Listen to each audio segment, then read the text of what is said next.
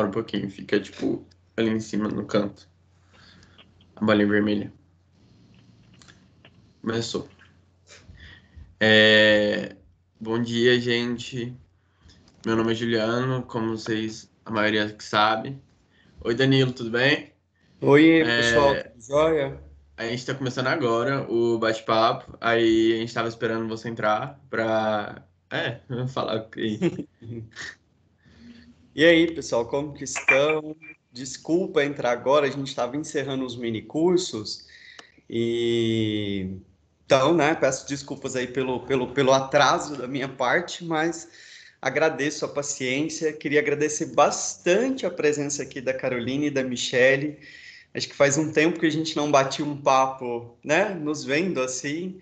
E essa atividade, né, programada aqui como bate-papo profissional, é a primeira vez que a gente faz algo assim no EACRE.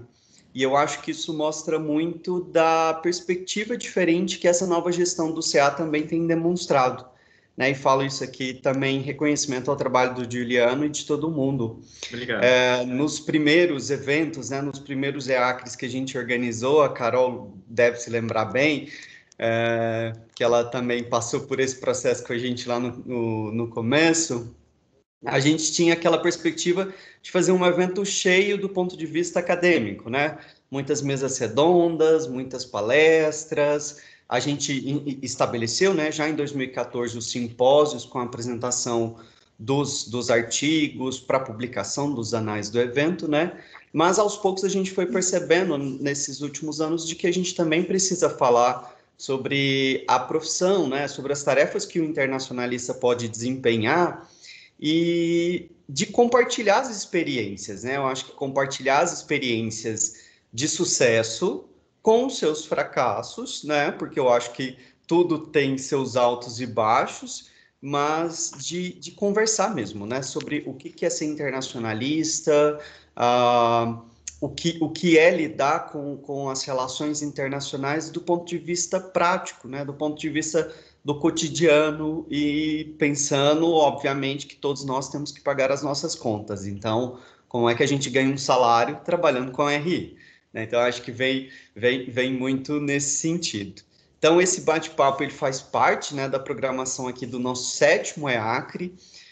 Às vezes o tempo passa tão rápido e a gente nem percebe que o evento já está caminhando a esse ponto, a sétima edição. É a terceira edição também, né? O evento esse ano ele está dentro do Ciência em Casa, que é a terceira edição. Foi essa iniciativa da PUC a partir do primeiro semestre do ano passado de fazer um mês de maio e depois um mês, né, de novembro, e agora repetimos esse maio com palestras, com atividades distintas por conta, né, desse regime remoto que a gente teve que estabelecer por conta da pandemia, né? Às vezes fica parecendo que a gente está confortável nesse aspecto do regime remoto, mas eu acho que é a nossa participação, né? A nossa contribuição para o mundo, né? Nesse momento pandêmico.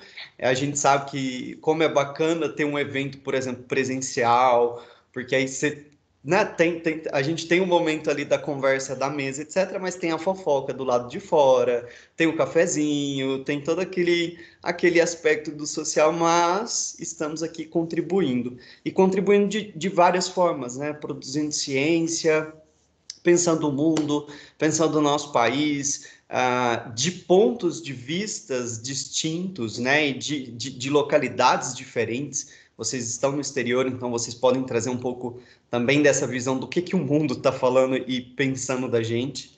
Spoiler, a gente sabe que não é coisa boa, né?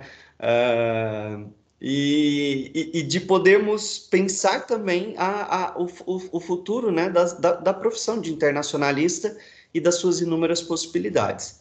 Então, eu agradeço de coração mesmo aqui a participação da Michelle, que foi me orientando e que tem uma monografia que eu acho que é um parâmetro para o curso.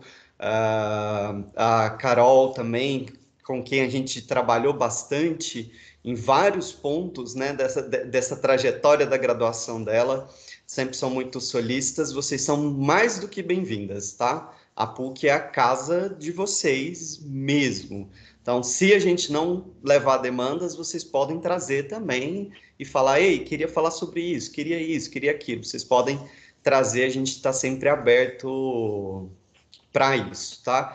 E o Juliano, então, que eu passo a palavra agora para ele vai guiar a gente aqui nesse bate-papo profissional, até porque eu acho que as dúvidas, os questionamentos, essa coisa de instigar o debate aqui, tá? Ele, como aluno da graduação e que está pensando, acho que eu quero estar na UEA, por exemplo, daqui 2 anos, o que eu vou fazer? Então, acho que ele tem mais propriedade para tocar. Mas eu fico aqui nos bastidores, tá? Eu vou desligar minha câmera para não sobrecarregar tanto a ligação, mas desejo a todos, todas e todes um excelente evento. Obrigado, professor. Gente, eu queria agradecer de verdade para quem está aqui, quem está assistindo o EAC, quem está acompanhando. Agradecer vocês duas também, a Bruna e a Caroline, porque de verdade. Bruna, desculpa não, Michele. Michele e Caroline, porque olha, de verdade, eu tô bem feliz de vocês estarem aqui com a gente. E é uma honra, de verdade. Como eu conversei com elas, eu preparei umas pautas já, até vocês irem mandando perguntas. Como a gente estava divulgando, a Michelle não, a Caroline, ela trabalha na OEA, ela é desculpa, oficial de projetos, e a Michelle Bruno, ela trabalha no BID, que é o Banco de Desenvolvimento Internacional, tá certo? Banco Interamericano de Desenvolvimento. Isso. Então, preparem perguntas, gente, que no início a gente vai conversando para instigar vocês. Então, a primeira que eu tinha preparado é como é um ambiente de trabalho no BID, que é para Michelle, no caso. Bom, eu comecei recentemente, né? Mas o ambiente de trabalho até então tem sido espetacular. Estava até falando com a Carol sobre isso ontem, né, Carol? Muito organizado, muito... tem uma... Todo mundo, assim, se preocupa tanto, sabe? Alguns dias antes de eu começar, eu recebi no meu e-mail, tipo, umas 20 convites para reunião, mas também fizeram minha agenda da semana, com tudo que eu precisava, tipo, ter de importante, todas as minhas reuniões, tudo organizado na agenda. Tem muitos cursos, o BID oferece cursos online, normalmente pela plataforma EDX, não sei se vocês conhecem. Mas para quem entra também, nós também temos que completar vários mini cursos deles, que são interativos, assim, eles investem bastante nessa questão. E também em questão de uma coisa que eu já percebo, que eu percebi ao longo do momento, assim, de recrutação, eu percebo muita paridade de gênero, pelo menos na área em que eu estou. As minhas duas supervisoras diretas são mulheres.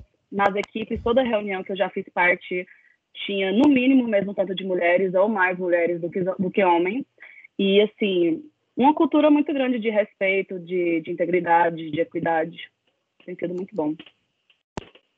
Perfeito. Gente, eu acho muito interessante essa trajetória, assim, porque, tipo, a gente tá seguindo o passo de vocês, igual eu comentei com o Marcelo ontem. A gente tá no início ainda, mas a gente tá querendo trilhar, tipo, muita gente quer trilhar, no caso, o passo de o caminho que vocês fizeram, sabe? E eu acho que tipo, bem importante pra gente, sabe? Esse papo que a gente tá tendo. Querendo ou não, é uma troca de conhecimento. A segunda pauta que eu planejei era, no caso, eu queria saber a trajetória de vocês, sabe?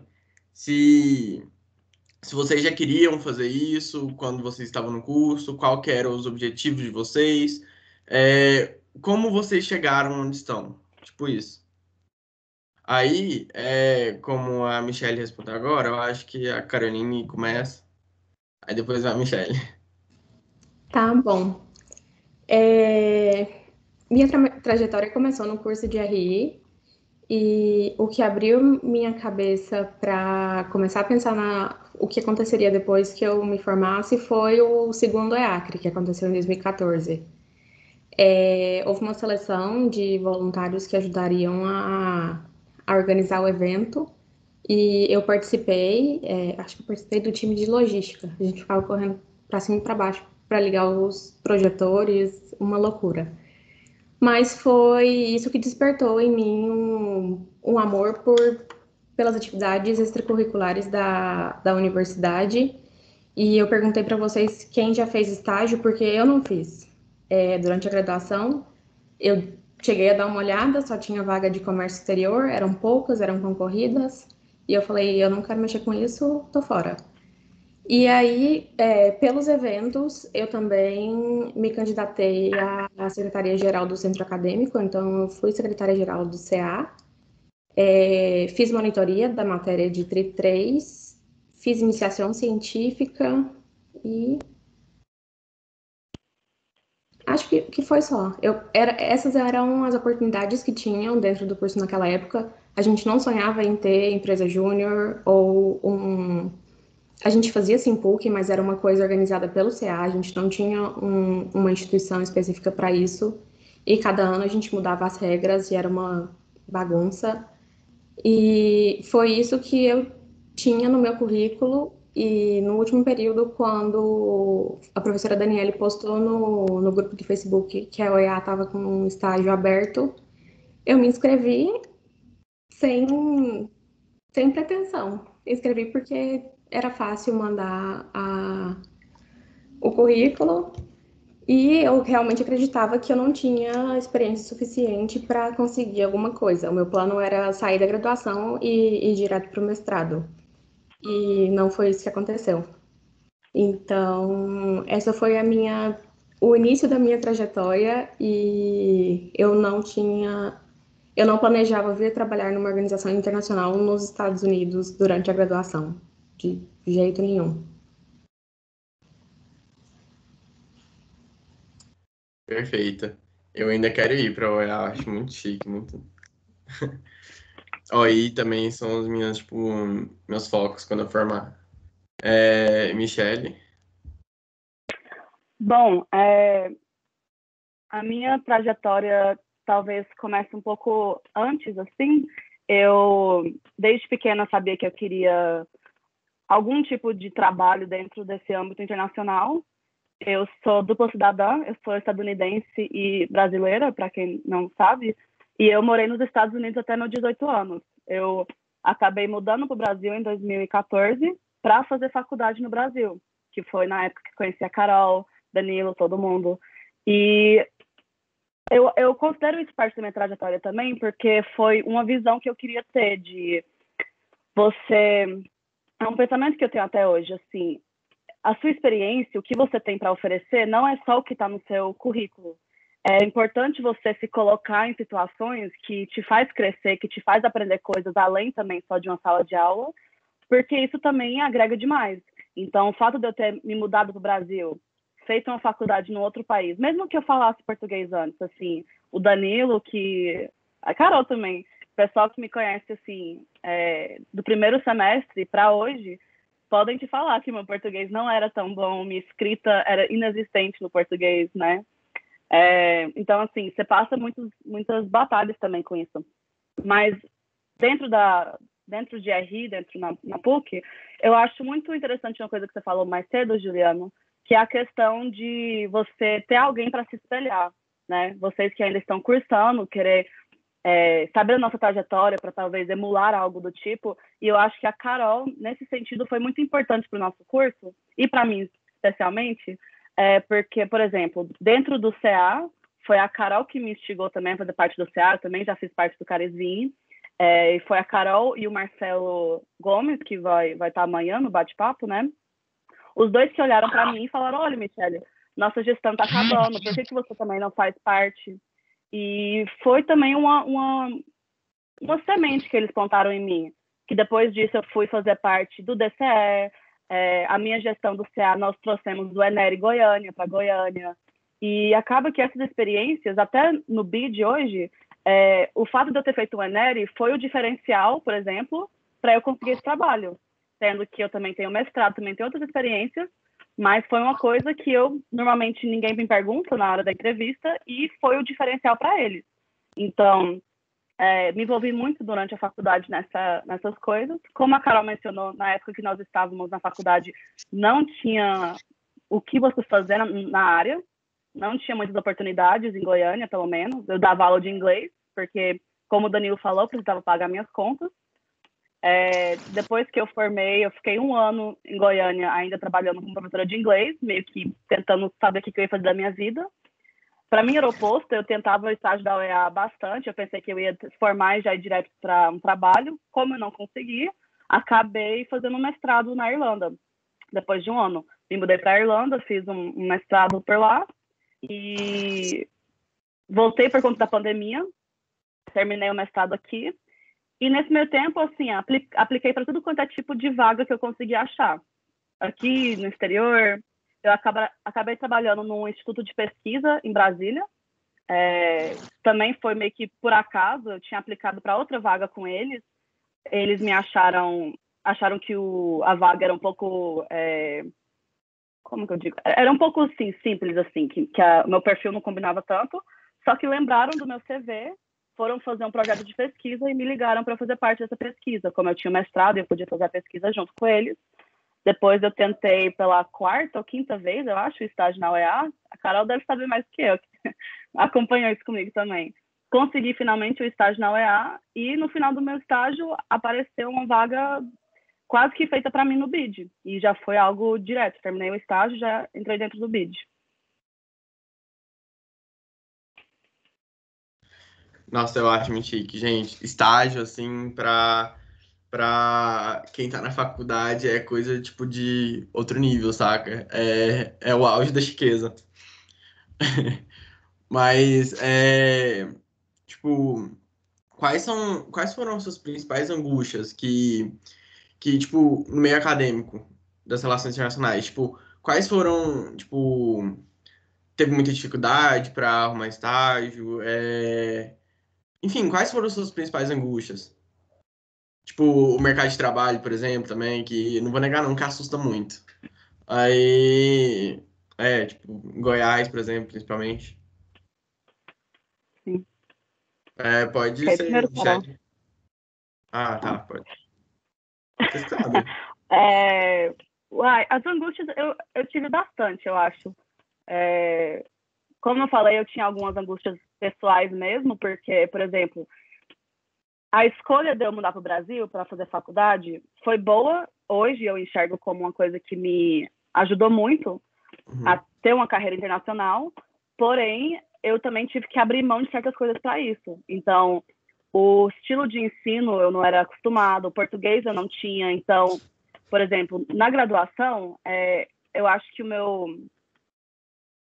as minhas notas nem sempre refletiram o que eu sei que se eu estivesse estudando nos Estados Unidos eu conseguiria ter. Então, eu acho que isso, por exemplo, na hora de fazer o estágio na UEA, às vezes pegou, por eu não ter o GPA, esqueci a palavra, mas a minha nota final não era... O meu não era tão alto, né? Que mais?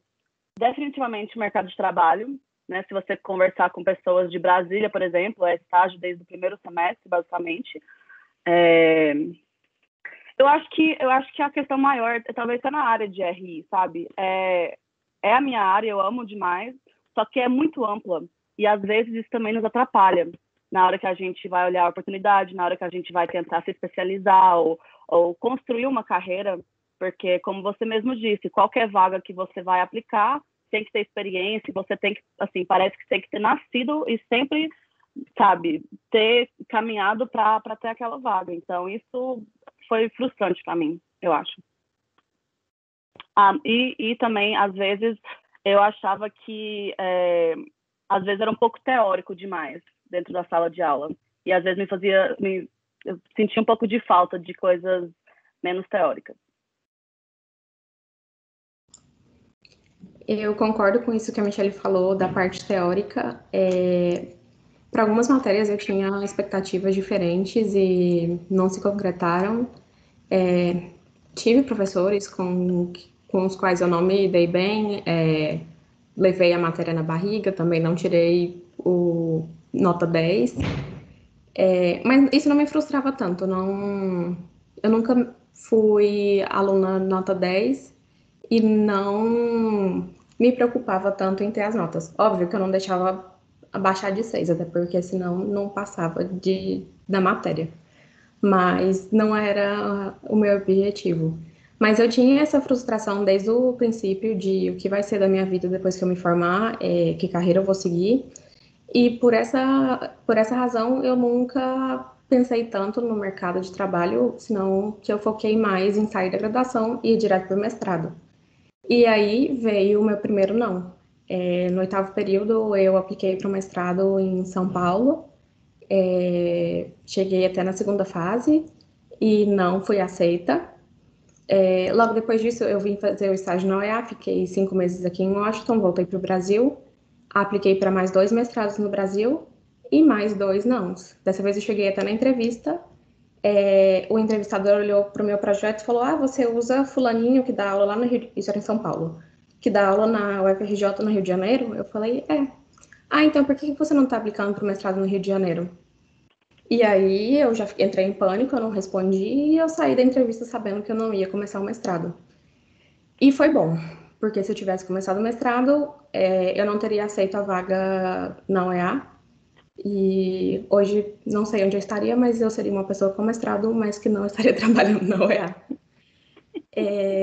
Então houveram essas frustrações, mas eu acho importante conseguir olhar para elas e ver o quanto elas me fortaleceram e que significado tiveram para mim.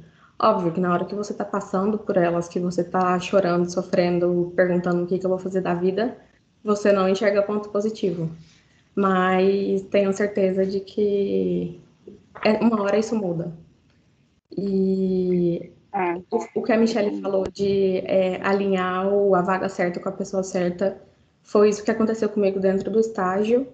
E quando eles tiveram a possibilidade de contratar alguém, eles me ofereceram a vaga diretamente. Nossa, gente, eu fiquei aflito por você aqui, meu Deus. Gente, inclusive tem até um meme que o povo fala que é tipo assim, nossa, por que RI é tão concorrido se não tem emprego? Aí, tipo, é difícil. Essa também é uma das minhas aflições, no caso é só o mercado de trabalho mesmo. Mas, por enquanto, né? Vamos ver no futuro. Mas, como agora essa é pra Caroline, como é o ambiente de trabalho na OEA? Tipo, como é essa rotina lá? Tipo, assim, o que você quiser falar sobre isso. Tipo, como é o ambiente de trabalho lá? Como é a OEA?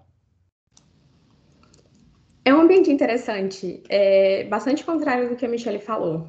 Você chega e você tem que saber fazer as coisas, e se você não souber, você procura e se vira. Então, é um ambiente latino-friendly, onde o jeitinho brasileiro e o migué se ajustam muito bem. Isso é positivo por um lado, porque te dá muita oportunidade de crescimento.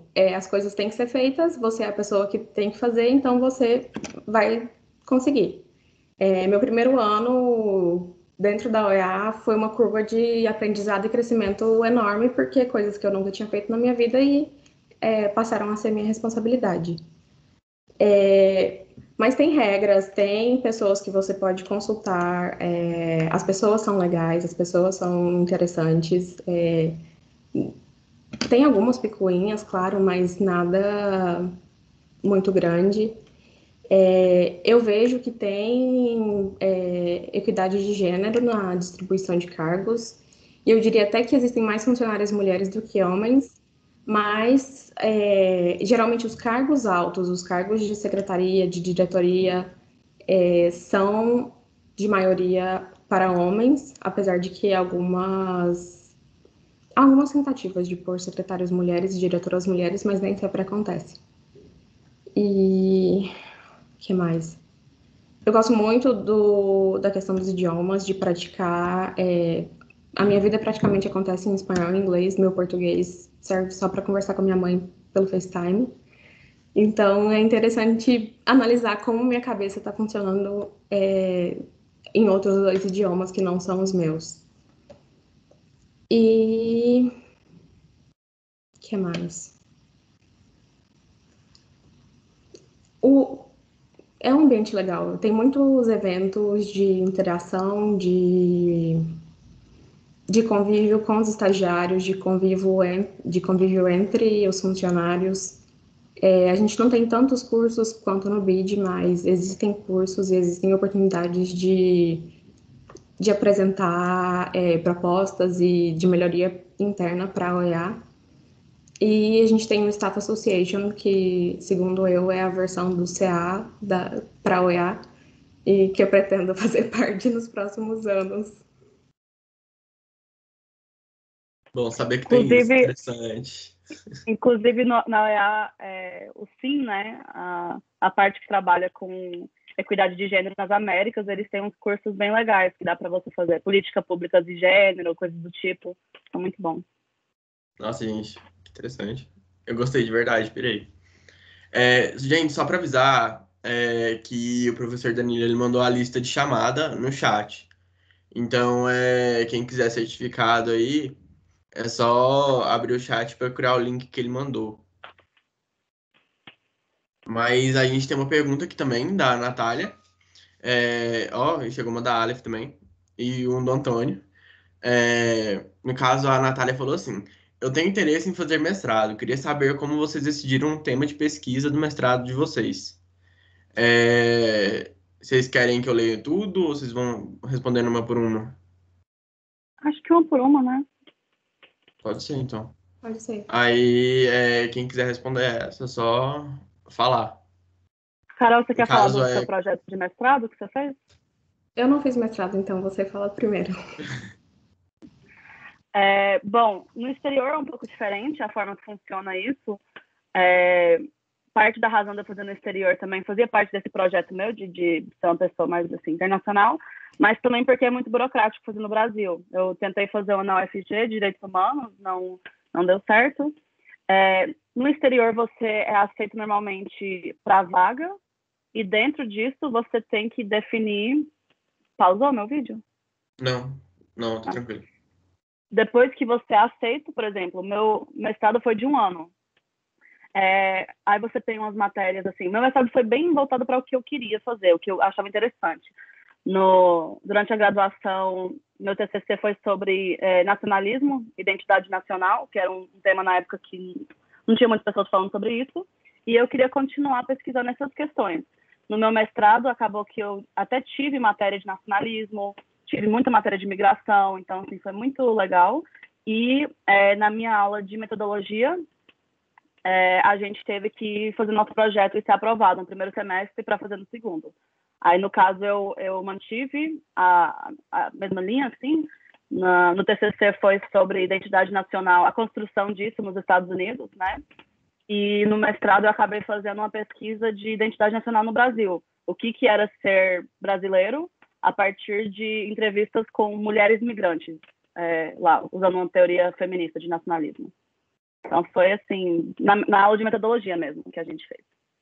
Nossa, pirei. Muito interessante. Aí a gente tem a pergunta da Aleph. Desculpa, Caroline, você quer responder ou não? Pode passar para o próximo.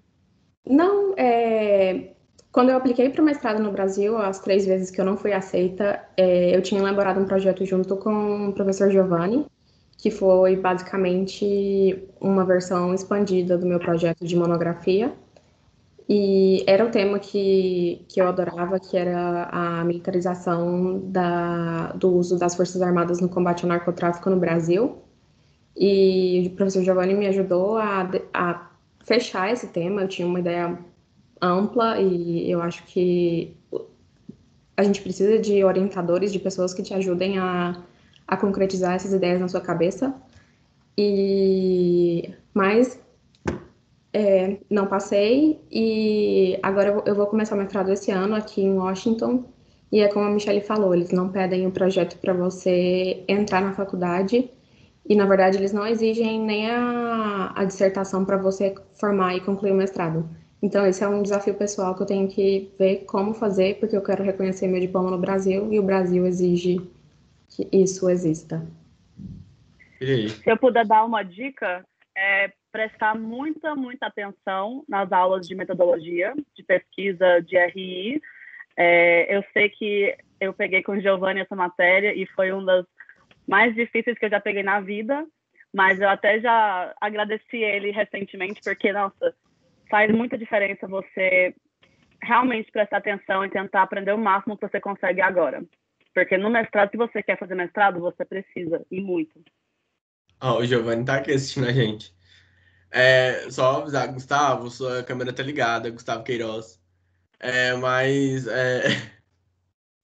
de resto, a gente vai passar para da Aleph, que é quais eram as competências que vocês precisavam ter para fazer parte dessas OIs? E quais foram os métodos de vocês quando aplicaram? E tenho o sonho de trabalhar na ONU, mas parece um pouco distante. Quem quiser responder, acho que como foi a Michelle, se você quiser responder, Carolina. Tá bom. Competência para trabalhar em OI ou para fazer um estágio. Isso. Primeiro que tudo, falar um outro idioma. Eu diria que o primeiro idioma que qualquer internacionalista tem, primeiro idioma que não seja o nativo, que qualquer internacionalista tem que ter é o inglês, é indispensável saber inglês, mas para brasileiro faz muita diferença saber espanhol. Não são todos os brasileiros que sabem espanhol. Muitos brasileiros acham que dar um miguezinho e falar portunhol resolve, mas numa área profissional não resolve. Então, essa é uma das competências, e a outra que eu indico é justamente essa parte de metodologia de pesquisa. Dentro das OIs, tudo bem que você não vai fazer um TCC, mas você faz muita análise, você faz muitos projetos, você escreve muitos documentos, discursos, etc. Então, ter essa base de escrita e de pesquisa é muito importante. E a outra que fez total diferença na minha vida foi saber mexer com Excel.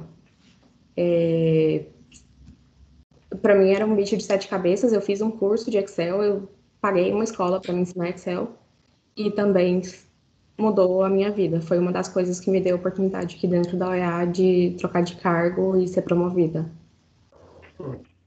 E qual que era a outra parte da pergunta? Você perguntou da ONU? Quais foram os medos que vocês tinham quando aplicaram? Rejeição, É, não tá certo.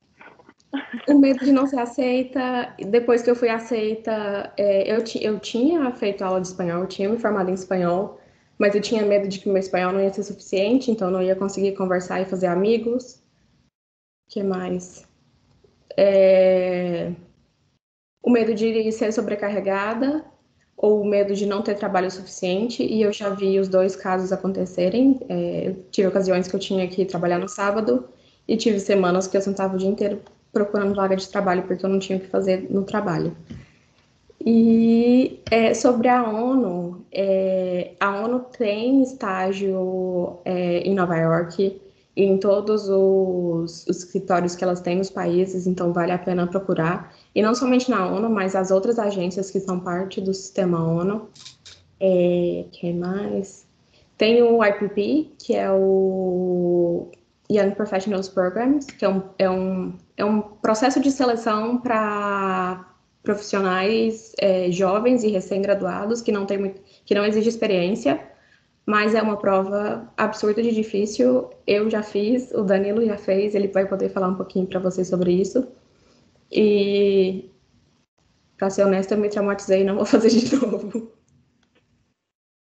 E com a ONU também, eu acho que qualquer experiência que você pegar dentro de uma organização já conta bastante, e vai olhando as outras agências mesmo, né? Em Brasília tem o PNUD, que sempre abre vaga, tem a OIM, que tem estágio, que eu não lembro se é remunerado ou não, mas eles até abriram recentemente um estágio na OIM. Vai pesquisando, assim, tudo quanto é tipo de coisa que a ONU faz parte, porque você tendo, a gente fala em inglês, assim, você quer ter seu pezinho na porta, sabe? Você quer assegurar um pouco a sua presença, que é muito mais fácil você crescer depois disso. Perfeitas. Gente, tem o do Antônio agora, que ó, bom dia. Gostaria de perguntar como é o ambiente de estágio na OEA para os estudantes brasileiros.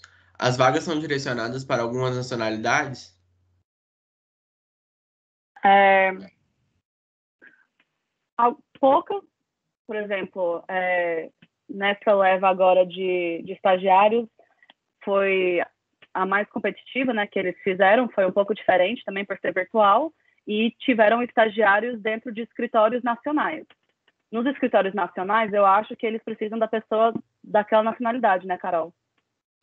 Tipo, as Sim. missões específicas dos países Mas, específicos. infelizmente, não tem escritório da OEA no Brasil.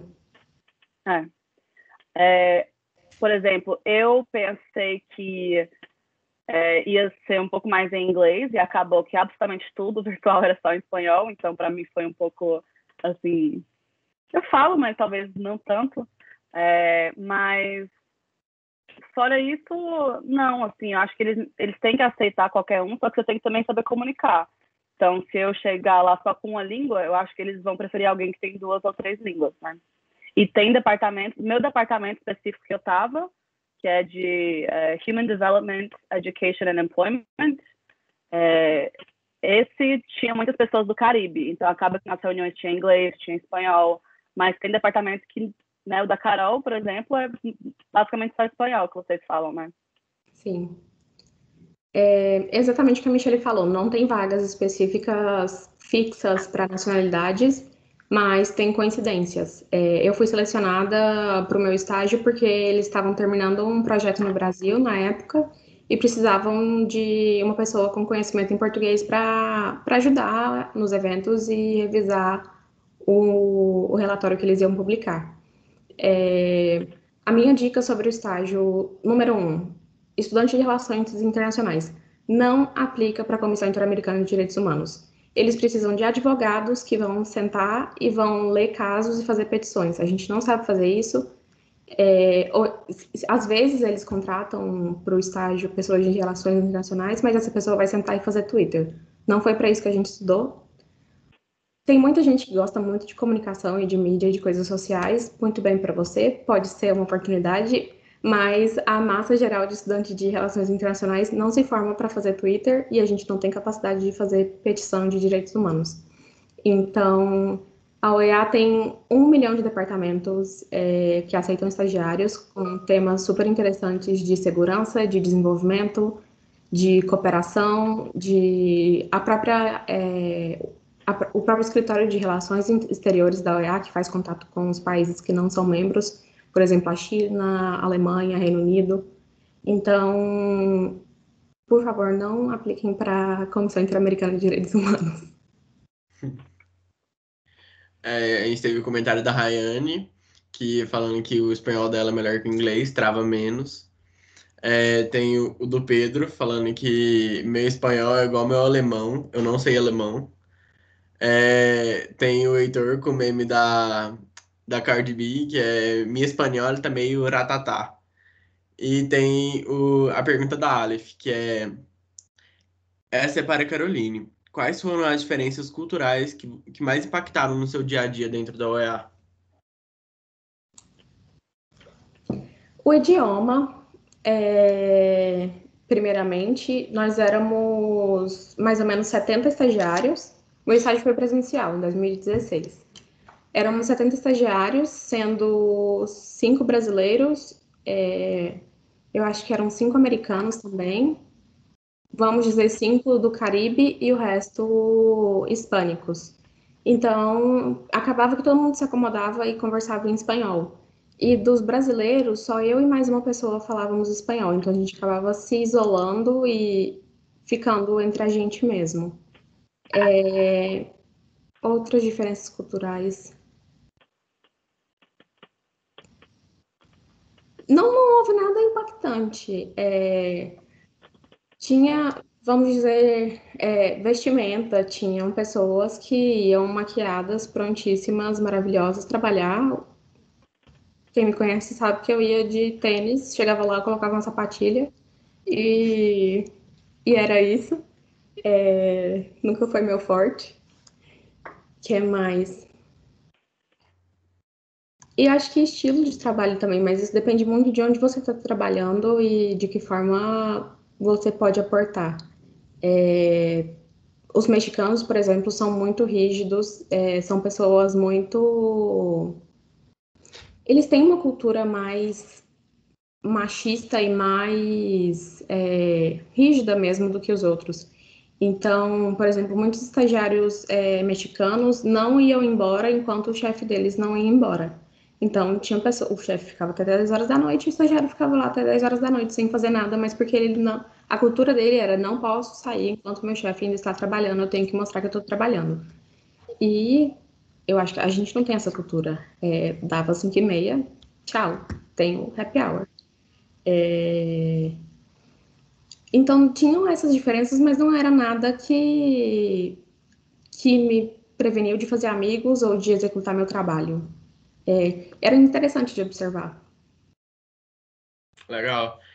Eu acho essa pergunta interessante. Se você quiser responder também, Michele. Assim, eu acho que também a gente acha que espanhol é só uma coisa só, mas, por exemplo, eu trabalhava muito com diálogo político, né? Eu trabalhava mais com educação e a gente tem uns processos ministeriais. Então, direto eu estava em reuniões com o pessoal de Ministério de Educação sei lá, do Chile, Argentina, pessoal de qualquer outro país, né? E, assim, tem sotaques que eu entendo perfeitamente e tem sotaques que eu não entendia tão bem. Ou as gírias também. O meu diretor era mexicano e direto ele soltava umas coisas que eu ficava assim, nossa, eu falo espanhol, mas eu não estou entendendo nada que essa pessoa está falando. A sorte que eu tinha uma pessoa que trabalhava comigo que quando eu não entendia, eu perguntava e ela me explicava, não, porque os mexicanos falam assim, quer dizer tal coisa e tal. Mas, assim, a gente esquece, né? São muitos países que fazem parte, então minha supervisora, em toda reunião, eu tô aqui com o meu cafezinho, ela tava lá com o mate dela, sabe? Umas coisinhas legais que você acaba aprendendo também. Uma troca bem legal. Ó, a gente tem a pergunta da Bruna, que é: vocês notaram que, no geral, o espanhol é mais requisitado que o francês? Eu acho que é bom lembrar que eu e a Carol trabalhamos em organizações interamericanas. Então, quando a gente fala de interamericano, são as Américas, em que tem mais países que falam espanhol.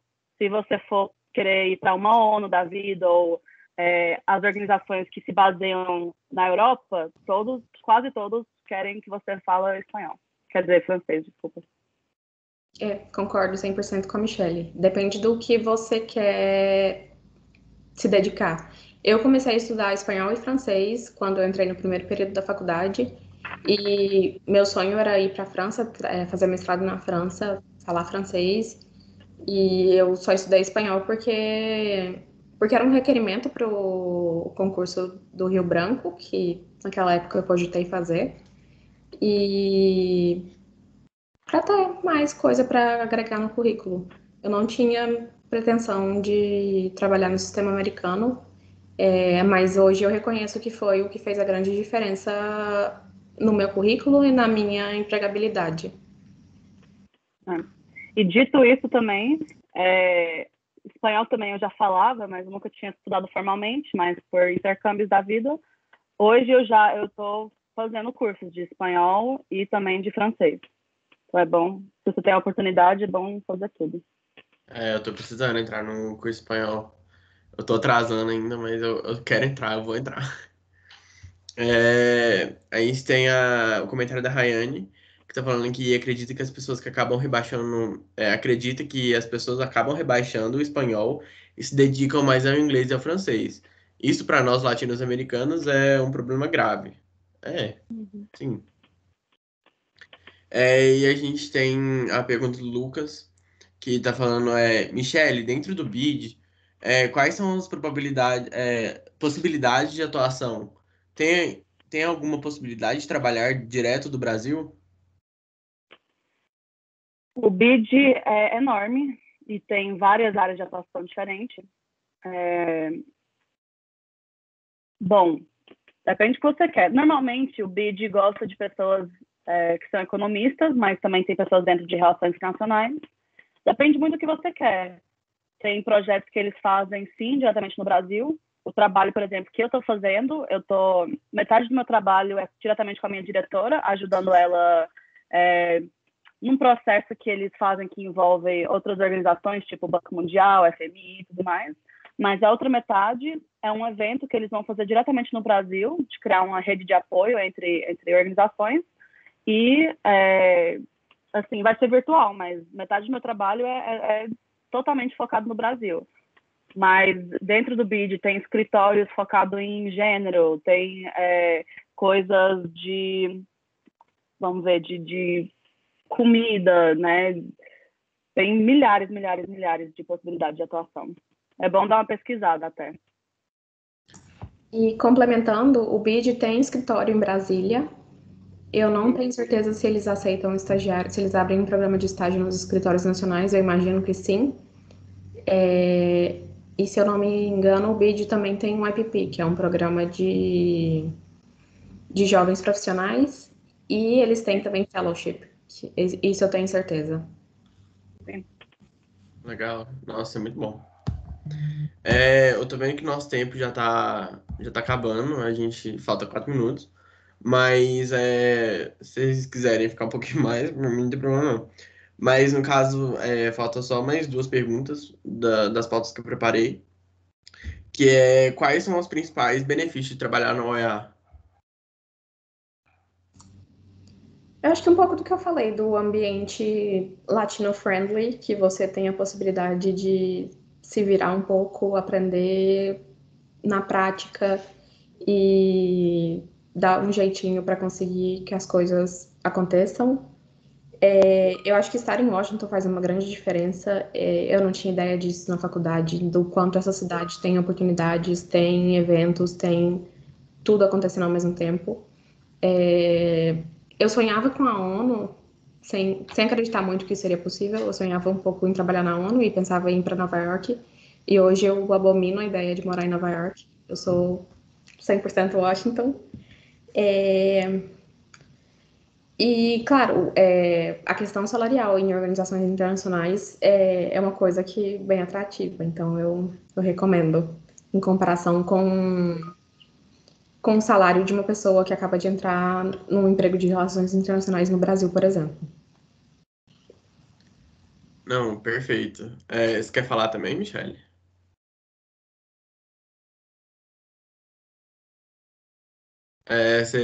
O microfone. Eu acho que uma coisa também muito importante é o networking, sabe? E não só no OI, né? Claro, dentro da OEA, dentro do BID é muito importante, mas é bom, eu acho que já começarem a pensar assim, já desde a graduação. Se vocês forem no evento, quem vocês conhecem, isso faz muita diferença.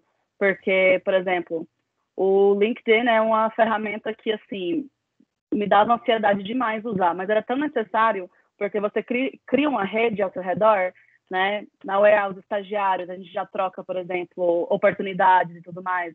E, às vezes, uma vaga chega até você por causa de alguém que você conheceu, né? Através dessas etapas. Então, é bem importante essa questão também. Todo mundo que você conhece ao longo do caminho. Interessante.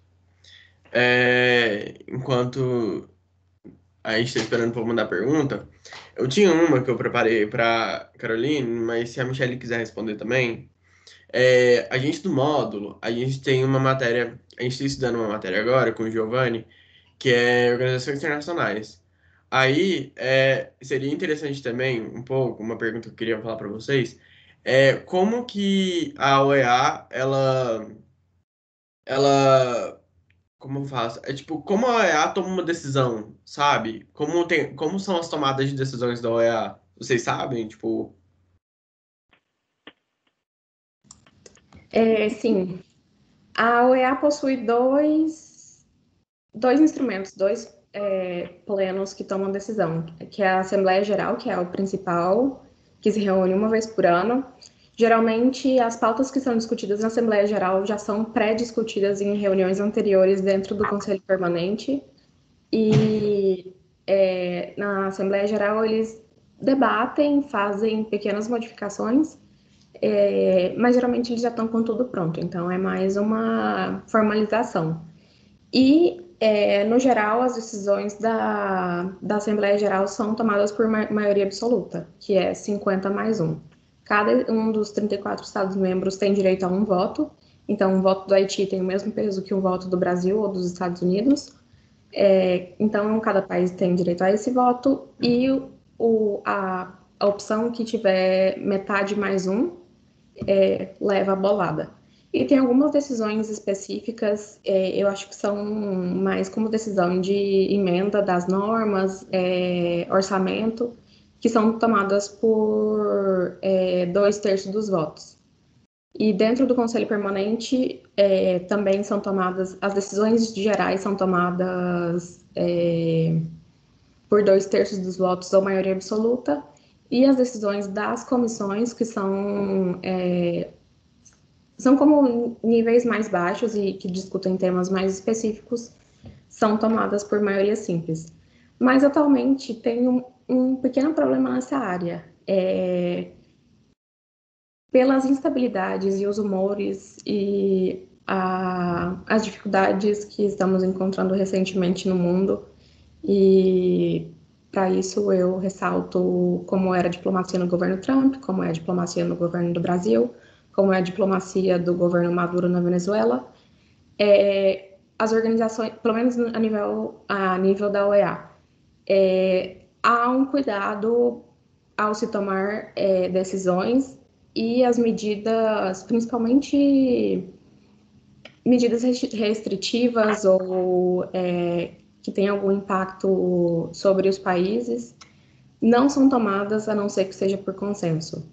Então, por exemplo, a questão da Venezuela, a Venezuela tem o apoio de muitos países do Caribe, e por isso a OEA não pôde trabalhar tanto nesse tema, porque é um tema sensível e não há consenso. Então, mesmo, não que é o caso de que eles alcancem maioria absoluta, por ter vários países do Caribe que apoiam a Venezuela, eu acho que a OEA não conseguiria, dentro de uma votação, tomar alguma decisão. Mas mesmo que houvesse essa maioria de votos que apoiam alguma intervenção ou alguma sanção sobre a Venezuela, eles teriam muito receio em aplicar por essa questão do consenso e por evitarem essas feridas no nível interamericano. Legal. Nossa, pirei. Eu acho que uma coisa legal também, dentro de matéria de OIs, por exemplo, é legal ver como que a também trabalha dentro dos países, né? Como eu disse, eu estava trabalhando com diálogo político, é um pouco diferente. Eu estava dentro de uma secretaria técnica. Mas eu achava muito interessante, porque é diferente, às vezes, do que como a gente aprende.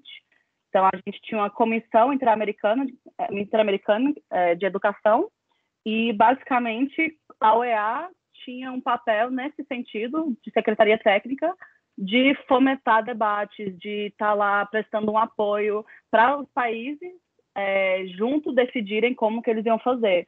E foi até interessante estar lá nesse momento de pandemia, porque eram os ministros de educação tentando decidir como é que eles iam lidar com desigualdades com a pandemia, com problemas de conectividade entre áreas rurais e grandes cidades. Então, é também interessante ver, às vezes, que a mesma organização consegue trabalhar junto com países de formas bem diferentes também.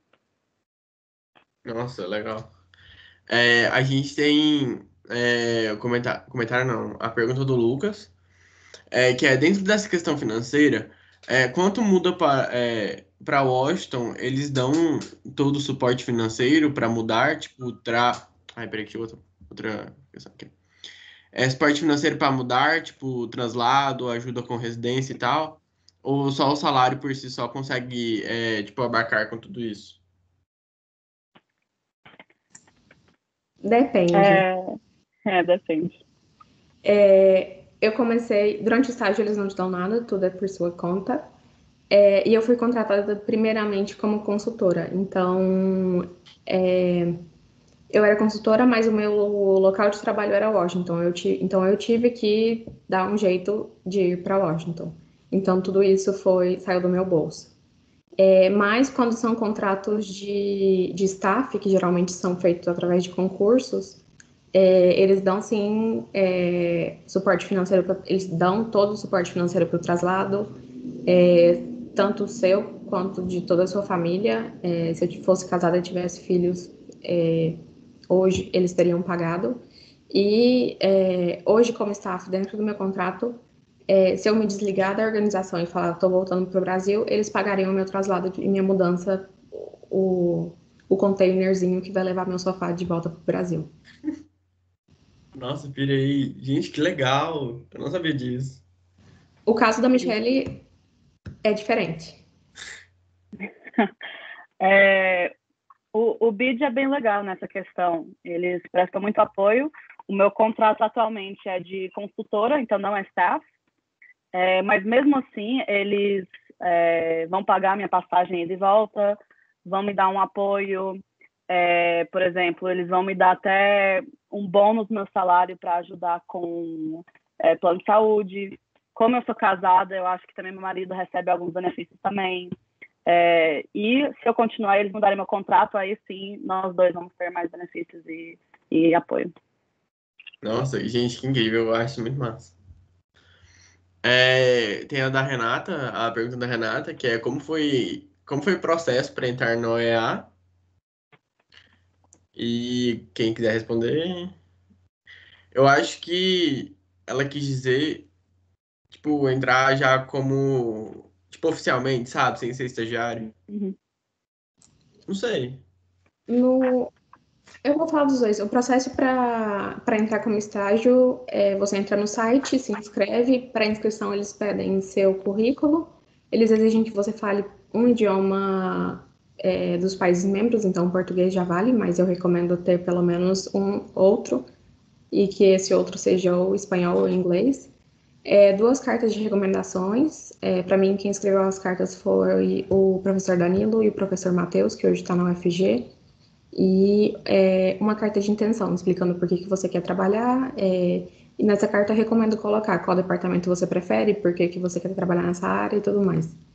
E hoje, como eu seleciono estagiários, eu sei como funciona o processo. Então, você entra numa base de dados enorme com todo mundo que aplicou, e cada área recebe uma recomendação de perfil para selecionar seu estagiário.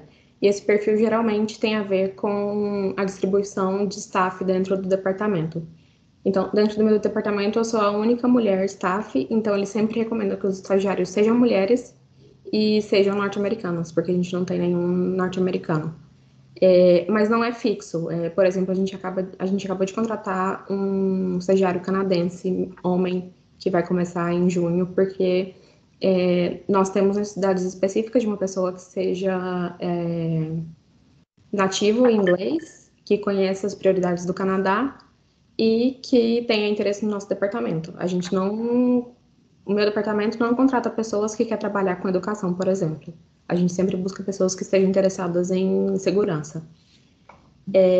Então, dentro dessa base de dados, cada pessoa que seleciona o estagiário tem acesso a todos os candidatos, tem acesso a vários filtros, então ele pode escolher por nacionalidade, pelo interesse da pessoa, por idade, não sei, escreveu a carta mais bonita, fez o currículo com mais desenho. Então, é um critério bem livre e a pessoa pode entrevistar quantas pessoas ela quiser e fazer a seleção. Então, a gente notifica recursos humanos de que a gente selecionou essa pessoa e notifica o candidato de que ela foi ou não selecionada também. Pirei. Legal. Você quer falar, Michelle? Não, acho que a Carol explicou bem. Beleza. Ai, gente, tô ansioso já. As oportunidades de estágio, essa é da Esther. As oportunidades de estágio ficam no site das organizações? Como foi a adaptação de vocês em uma cidade, país novo, no caso, assim, em um ambiente desconhecido? Acho que para você, né, Carol? Tá. Sim, as oportunidades ficam no site. Na OEA, por exemplo, eles têm esses 3 períodos de estágio. Então, geralmente, quando um estágio está acontecendo, eles abrem o processo de seleção para o seguinte. E aí tem algumas semanas in between que o sistema fica fechado. Então, eles têm um calendário atualizado no site, é sempre bom conferir. E aí também estão as vagas de emprego, de staff e de consultoria. E isso vale para todas as organizações. Eles têm o site de recruitment, jobs, opportunities, cada um põe um nome, mas no final quer dizer a mesma coisa. Sobre adaptação em uma cidade país novo, eu vim como estagiária pela primeira vez e tudo era novidade, tudo era lindo, tudo era exciting. Não tinha dinheiro, mas estava feliz andando a pé ou andando de ônibus. E por estar com 70 pessoas que estão na mesma condição que eu, que foram os outros 69 estagiários, então foi muito fácil fazer amizades, ter com quem sair, ter com quem conversar.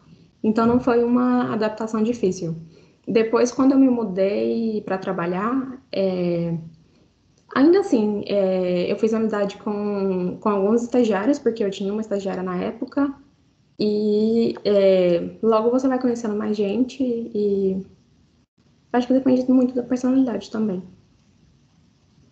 Interessante. Tipo, eu acho que quando você muda para um lugar novo, é legal você criar uma rede de apoio lá, né? Então, quando eu mudei para o Brasil, tinha família aqui, conhecia algumas pessoas, mas você cria a sua rede. Quando eu fui para a Irlanda, meu marido foi junto, eu tinha uma amiga lá, mas você vai fortalecendo uma rede também. Eu acho que ajuda você não se sentir tão sozinha, né? Você poder ter alguém para passar datas comemorativas e tudo mais. Mas, assim, o bom do brasileiro é que qualquer lugar do mundo que você for, você vai encontrar muitos outros brasileiros por lá também. Isso é verdade. A gente tem outra pergunta aqui. No BID, essa é do Lucas, de novo. No BID, você tem muito contato com questões políticas ou fica mais na área de economia? Claro que não existe. Ai, espera aí, que chegou outro. Aqui. Claro que não existe uma dicotomia entre as áreas, mas espero que tenha entendido. Bem como o Lucas falou, não tem muito, né?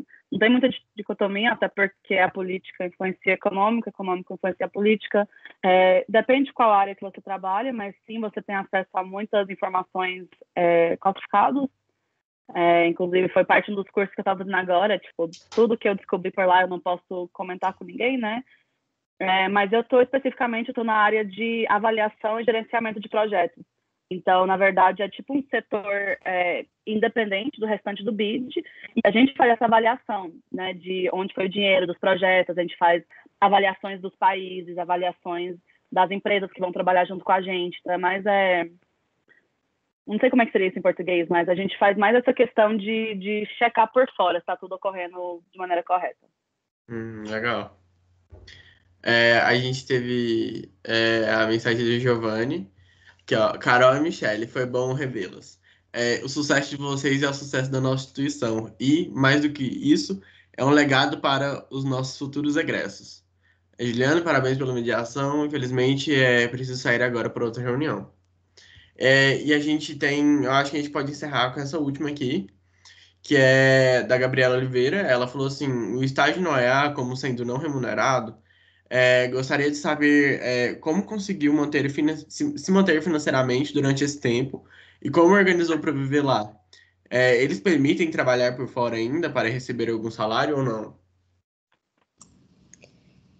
Não, eu consegui me manter por patrocínio. Meu pai teve que pagar tudo. Eu procurei muita bolsa, entrei em contato com embaixadas, com fundações, com organizações, com fulaninho que tem uma casa aqui que deixaria eu morar de graça, mas não consegui nem um centavo por fora para me manter. Então, essa é uma das vantagens da pandemia, do estágio virtual. Ele é muito mais acessível porque você não precisa se mover para cá. E esse é um dos problemas do estágio presencial, que é muito elitista. Só pessoas que têm condições de se manter aqui vão vir fazer o estágio. E não, quando você vem fazer o estágio, eles te dão um visto diplomático e com esse visto você não pode trabalhar por fora. Claro, todo mundo, você pode dar um migué, mas se você for pego, vão ter problemas com imigração, com a própria EA e ficar com a ficha manchada. Não façam isso. Nossa. A gente teve o comentário da Beatriz, que infelizmente estágios ainda excluem muito quem não tem condições. E o comentário do Pedro brasileiros dominam o mundo. Sem novas também, né? Mas eu acho que é isso, então. Se vocês quiserem falar mais alguma coisa. O Danilo tá com a mão levantada. Pode vir, Eu Danilo. tô com a mãozinha levantada aqui.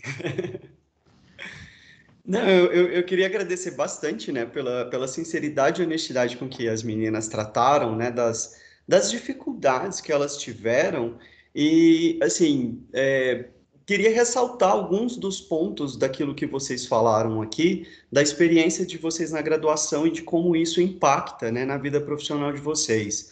Vocês levantaram bem essa questão dos eventos, né? O Enéria, eu acho que me fez ficar careca e com cabelo branco. Meu cabelo começou a embranquecer naquele ano do Enéria, viu, Michele? É uma experiência muito difícil mesmo, essa questão de organizar eventos, mas isso sempre conta muito para o currículo de vocês. Muito, muito, muito, muito mesmo. E eu acho que isso foi uma das coisas que impulsionou bastante a gente, né, a partir ali de 2014, a buscar e falar, não, o curso tem que ter eventos, o curso tem que fazer isso, não só pela questão, né, de preencher uma semana aqui com eventos, não é só isso, né? Porque para, às vezes, alguns estudantes fica parecendo, naquela semana ali não vai ter aula, então vai ter o evento. Não, é pela experiência de vocês de organizarem um evento, né? Nós, professores, temos essa noção de que vocês precisam passar por essa experiência durante a graduação. Então, isso é algo muito positivo e eu acho que a fala de vocês deixa isso muito claro. Porque o que vocês têm é uma desenvoltura, né? Eu acho que o exemplo da Caroline e da Michelle aqui é um pouco disso, é uma desenvoltura para lidar com dificuldades e questões que aparecem, que quem, por exemplo, organiza um evento aprende a ter, porque contratempos vão aparecer. Acho que foi no domingo ou no sábado ainda, eu estava mandando mensagem para o Juliano de coisas que a gente ainda não tinha resolvido e fechado para o evento dessa semana. Então, é isso, né? Então, acho que essa questão da desenvoltura. Acho que outra coisa que vocês enfatizaram aqui foi dessa questão das habilidades na escrita, né? Por mais que vocês não estejam utilizando hoje o português, que foi a língua que vocês utilizaram durante a graduação, né? Mas vocês estão produzindo documentos escritos o tempo todo, né? Então, trabalhar com isso. E aí não é só a questão de produzir, mas é a questão de ler e entender, né? Não basta também... e aí eu acho que essa questão, né, não basta você saber ler em qualquer língua, que seja o português, mas você tem que saber ler, entender aquelas informações, saber traduzir. E eu posso, assim, da prática na disciplina de Mono 1, que agora é TCC1, foi uma das atividades que eu comecei a incluir a partir de 2015, se eu não me engano, que são aquelas atividades de paráfrase, né? Que me veio muito isso, falou, olha, tem algumas habilidades que precisam ser praticadas, então a gente vai lá e adapta, né? Então, eu acho que isso é importante. E aí a gente sabe, né, do resultado final da monografia das duas, a gente sabe como isso é importante, né? Então, acho que a fala, né, da Carolina e da Michelle deixam claro para a gente aqui que, de fato, né, nós temos essa questão de que o curso de RI ele tem um conteúdo teórico muito denso, né? Isso vocês duas falaram, a gente reclamava também na nossa época de graduação, e eu acho que todo mundo vai continuar. Porque o que as diretrizes curriculares nacionais pedem é muita coisa mesmo. E nós, como universidade, temos que cumprir aquilo que o MEC pede. A gente não tem muito por onde fugir. Mas tem espaços, né, de outras experiências que a universidade proporciona, né? E aí os estudantes têm que estar atentos também para ocuparem esses espaços, né? A própria questão do surgimento do Berta Lutz, né? E até homenageando aí uma entidade que coloca o nome de uma mulher como homenagem, né? Veio muito dessa questão. Olha, a gente precisava organizar essa questão de como as simulações estavam acontecendo. Então, a gente cria esse núcleo e a gente, né, traz, inclusive, essa conscientização para o papel da mulher na história política e diplomática brasileira. Eu acho que isso é uma das questões que a gente também tentou fazer. Mas eu acho que a mensagem fica muito positiva do que vocês trazem, né, de que, primeiro, dificuldades acontecerão e existirão sempre. E eu falo isso para vocês com muita calma, né, porque às vezes a gente tem essa noção, para quem quer, por exemplo, fazer um mestrado e ir para a vida acadêmica, de que você vai continuar só estudando, né? Então vou fazer mestrado, vou entrar para a vida acadêmica, faço doutorado, faço pesquisas, etc.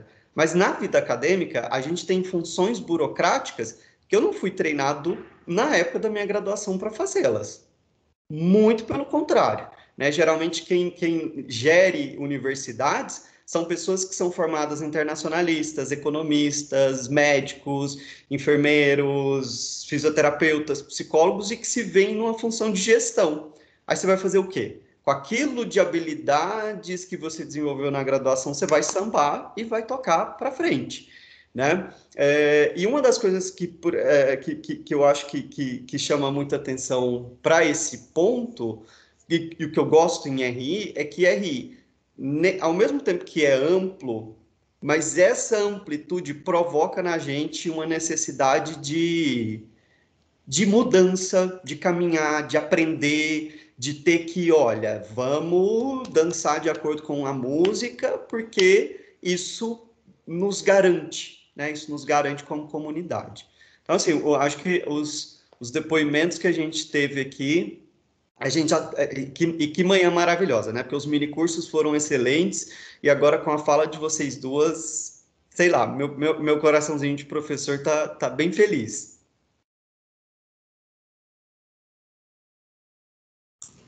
Não, é sempre um prazer estar aqui. Eu já falei isso outras vezes, mas quando eu me graduei, eu queria voltar e fazer tudo de novo. E eu ainda tenho essa vontade. Eu estava falando com o Danilo ontem, a gente devia ter um curso de reciclagem do que a gente aprende na faculdade. Vou seguir o exemplo da Michelle, vou deixar meu LinkedIn aqui no chat. Eu estou disponível para conversar com todo mundo, para desabafar, tomar um chopp, o que vocês precisarem. Fico muito feliz pelo convite, fico muito feliz de estar junto com os alunos atuais da faculdade e junto com os professores também, que foram meus professores e que foram o meu espelho, o que eu almejava ser na época da graduação, quando eu não imaginava que eu chegaria onde eu cheguei. E um dado que eu aprendi essa semana, que eu não sabia, e eu não sei quem é o autor dessa teoria, mas que 70% do nosso aprendizado a gente aprende na prática. 20% é no aprendizado formal, na conversa com colegas, e só 10% é no aprendizado formal, no sentar e ler um livro. Então, se a universidade te oferece como prática esses eventos, o CA, o núcleo, a empresa júnior, as palestras, aproveitem isso, não tenham medo de fazer parte, de fazer pergunta, de se inscrever, de correr atrás, porque no caso da PUC vocês estão pagando para isso, então usem e abusem. E é isso. Muito obrigada novamente. Obrigada também a todo mundo, eu fico muito, muito feliz de estar aqui. PUC, Carizinha, RI vai sempre ter um lugar muito especial no meu coração. Os professores também, todo mundo que me ajudou muito nessa trilha. Eu quero também falar para vocês que cuidado ao se comparar com os outros. É muito bom escolher pessoas para se espelhar e você ter trajetórias que você quer também seguir, mas ainda mais hoje, na era de LinkedIn, mídias sociais, assim, às vezes a pessoa parece que tem tudo assim, sob controle e não é assim. A Carol sabe que alguns meses atrás eu já estava ligando para ela chorando, tendo uma crise existencial. Então, assim, cuidado com isso, tá? Nem sempre tudo é tão fácil assim. Recebi vários nãos. Inclusive, continuo recebendo uns e-mails aqui agora, sabe, de outras vagas que eu tinha aplicado que eu não consegui na época. Então, vai com calma, confia no seu processo, no seu tempo. Qual que é a oportunidade que você consegue, tenta tirar o máximo proveito disso, mesmo que não for um trabalho diretamente na sua área. Pensa, que eu estou aprendendo aqui que eu posso levar no futuro, sabe? Quais são os transferable skills que a gente fala, né? As habilidades que podem ser transferidas para outras áreas também. E aproveite o máximo, porque é clichê, mas o tempo passa muito rápido. Eu queria agradecer pelo Danilo também por ter deixado eu aqui na live. Gente, foi muito bom de verdade conversar com vocês. Foi um prazer, Michele, te conhecer, né? A Caroline eu já conversei algumas vezes antes e é sempre uma honra também. Então, assim, gente, eu queria muito agradecer de verdade. Tanto pelo. Eu estou agradecendo pelos alunos em si, porque é uma aprendizagem esse papo que a gente levou, as perguntas que a gente respondeu. é, é, são a construção do caminho que a gente vai trilhar. Então, assim, de verdade, muito obrigado por vocês estarem aqui com a gente. Muito obrigado a quem está assistindo também. E assim, foi importante e sempre vai ser assim, sabe? O compartilhamento de informações, assim, de aprendizado. Então, tipo, de verdade, a conversa, ela é essencial. Assim, eu acredito muito nisso. Então, obrigado de verdade. Vou deixar o professor Danilo encerrar agora. Mas só queria falar isso mesmo. O Carismin também está muito feliz de estar fazendo esse evento, de estar participando desse evento. Então, assim, obrigado. Você já encerrou, eu só vou agradecer, então, mais uma vez a participação das meninas, a sua moderação aqui do evento e a todos os estudantes, né, as estudantes que assistiram, né, tanto aqueles que são nossos alunos aqui na PUC, quanto aqueles que são alunos em outras instituições. Eu acho que pensar a carreira e o futuro, né, da nossa carreira como internacionalistas, ele é uma tarefa que ultrapassa os muros de qualquer instituição. A gente está falando de colocar a nossa profissão, né, a nossa formação a serviço de projetos, né, de sociedades democráticas, desenvolvidas, que respeitam os direitos humanos, que respeitam, né, a essência de cada um. E eu acho que isso é ser internacionalista, e isso vai, com certeza, para muito além de qualquer instituição. Vai das experiências, das vivências, e eu acho que da humildade, né, que fica mais do que representada nas falas aqui hoje da Caroline e da Michele, com trajetórias muito bonitas. Agradeço mais uma vez.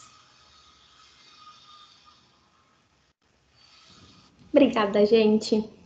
Foi muito bom. Beijos. Tchau. Tchau. Beijo, tchau, tchau.